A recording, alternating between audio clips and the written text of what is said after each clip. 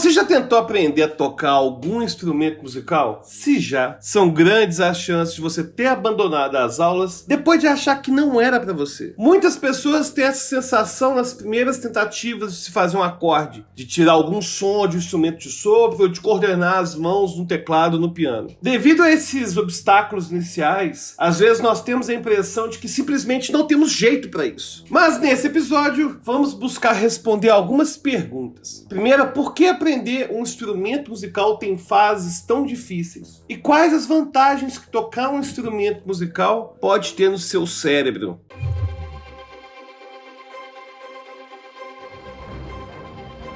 Thomas Wiggins é o nome daquele que ficou conhecido como Tom Cego. A história de Tom remete ao lastimável período da escravidão americana, quando, na década de 1850, o menino com apenas 1 ano foi vendido justamente com seus pais ao advogado James Betton. Tom nasceu cego e, dessa forma, ele não conseguia cumprir o trabalho que a maior parte das pessoas escravizadas cumpria. Mas apesar de a família Betton ter pouco interesse nele, algo mudaria esse cenário. Antes dos seus 4 anos de idade, Tom demonstrou talentos excepcionais no piano ao reproduzir melodias que estavam sendo executadas pela filha do advogado Betton. E não foi só isso. Depois de Tom começar a aprender a tocar, ele poderia reproduzir músicas por inteiro depois de ouvir apenas uma vez. E ele também era capaz de reproduzir sons de maquinário e da natureza com a boca. Repetir longos discursos também que só ouviu uma única vez. O menino não demorou muito para começar a escrever suas próprias composições. Depois de Tom ter demonstrado seus talentos, a família Betton viu no garoto uma oportunidade para ganhar dinheiro por meio de apresentações e concertos por todos os Estados Unidos e Europa. E de fato, eles acumularam uma fortuna em cima do Tom. O pianista morreu em 1908 aos 59 anos de idade, e os jornais do país se dividiram entre apontar a glória de Tom e denunciar a exploração dos proprietários de escravos. Na época, várias teorias foram levantadas pelas pessoas para explicar o talento de Tom, principalmente causas sobrenaturais. Mas hoje sabemos que a principal hipótese é a de que Tom tenha sido um autista savant, algo que na época ainda não havia sido descrito. Cerca de 10% dos autistas demonstram talentos peculiares de forma precoce, e parece ter sido esse o caso dele. Existem outros savants e prodígios semelhantes a Tom Wiggins. O problema é que ter essas grandes habilidades, como uma memória enciclopédica, uma habilidade musical única, acabam vindo com custos. Em geral, esses savants interpretam a música de forma muito monótona, ou numa linguagem popular, sem emoção. Além disso, eles costumam ter dificuldade para criar novas ideias musicais, para improvisar, apesar de esse não parecer ser o caso do Tom. Ou seja, num panorama geral, são pessoas com facilidade enorme para decorar músicas e reproduzi-las, mas não passa disso. Vamos entender em termos cerebrais o que isso quer dizer. Não há outra atividade para o nosso cérebro que se assemelha a tocar um instrumento musical. Quando vemos um músico concentrado ou curtindo o som que está fazendo, pode parecer que se trata de uma tarefa motora automática, mas está longe disso. Só para fazer um movimento preciso, várias áreas cerebrais são recrutadas. Por exemplo, existe uma área chamada córtex motor, relacionada à movimentação. Essa área faz um arco no nosso cérebro, como se saísse da região atrás de uma orelha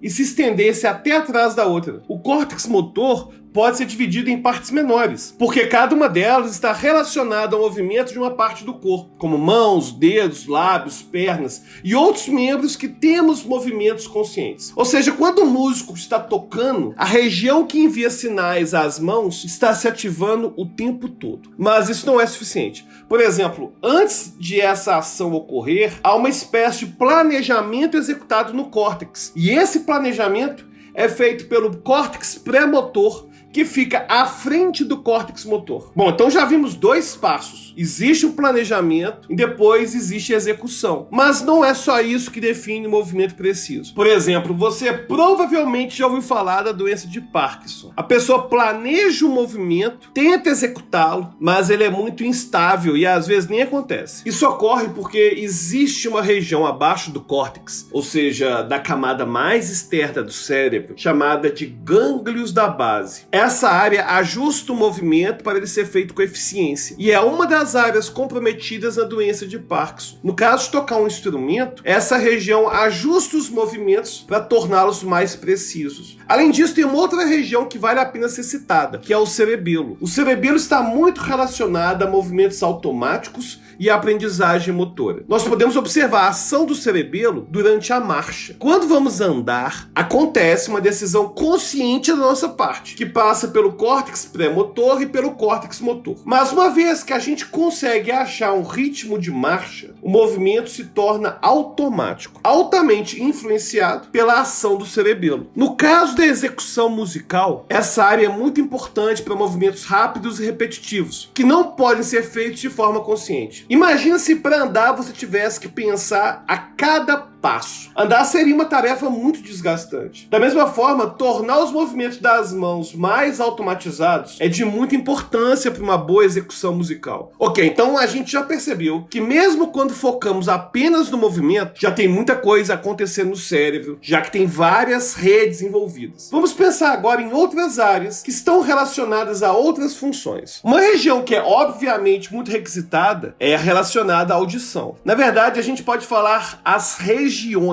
já que também são várias. O córtex auditivo fica na região temporal do nosso cérebro, que fica localizado nas laterais. Aqui também vários processos acontecem, já que essa região não analisa apenas os sons isolados, mas também processa notas que são tocadas simultaneamente e identifica notas tocadas em sequência, que costumamos chamar de melodias. A visão também é outro sentido muito utilizado durante a prática musical, tanto para ver o instrumento quanto para ler a partitura. Esse processamento é feito na área de trás do cérebro, conhecida como córtex occipital. E para finalizar essa análise, vale comentar do tato e do fenômeno conhecido como propriocepção. Essa última seria a capacidade do nosso corpo de reconhecer a sua própria posição no espaço, além dos movimentos que foram feitos. Isso é muito necessário, já que todas as informações, tanto motoras quanto sensoriais, trabalham de forma integrada e se ajustam entre si. Por exemplo, quando o músico vai tocar uma nota, enquanto ele olha o que está sendo feito, ele tem uma expectativa do que vai escutar, que pode ser cumprido ou não. Ao receber informação auditiva,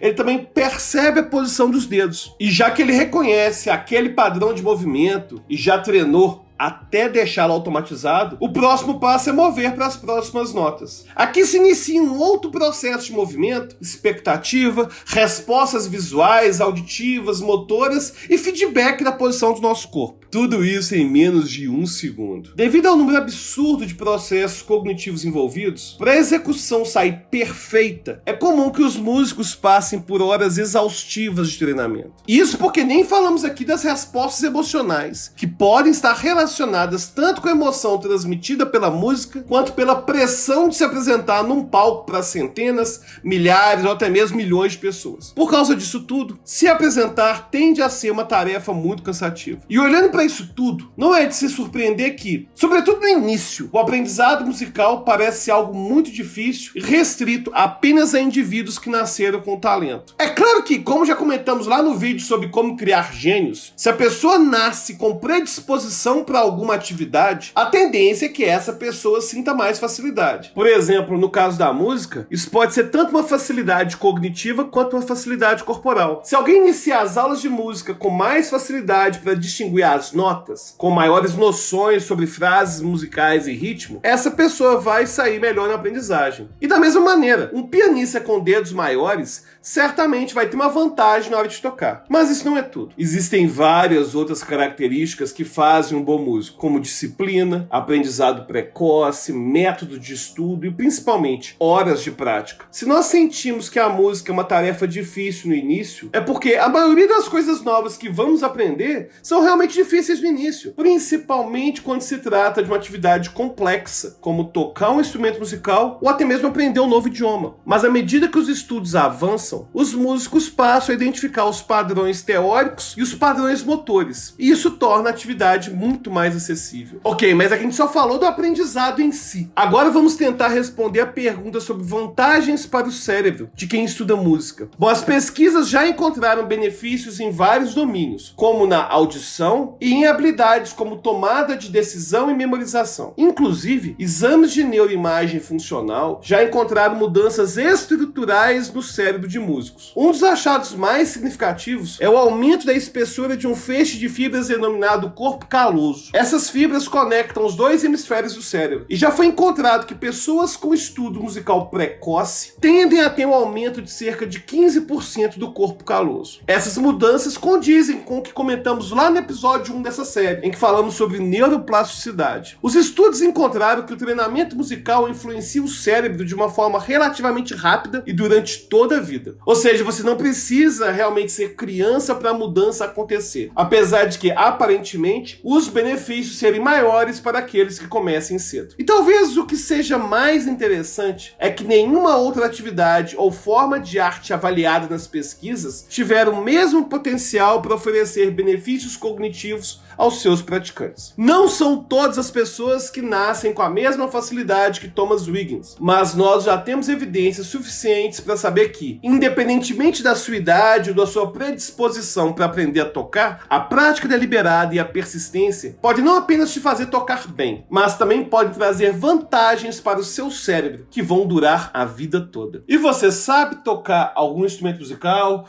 ou já tentou aprender algum instrumento? Deixe a sua experiência aqui nos comentários. E se você tiver sugestão para algum tema de vídeo aqui no canal, é só deixar a sua sugestão e até a próxima.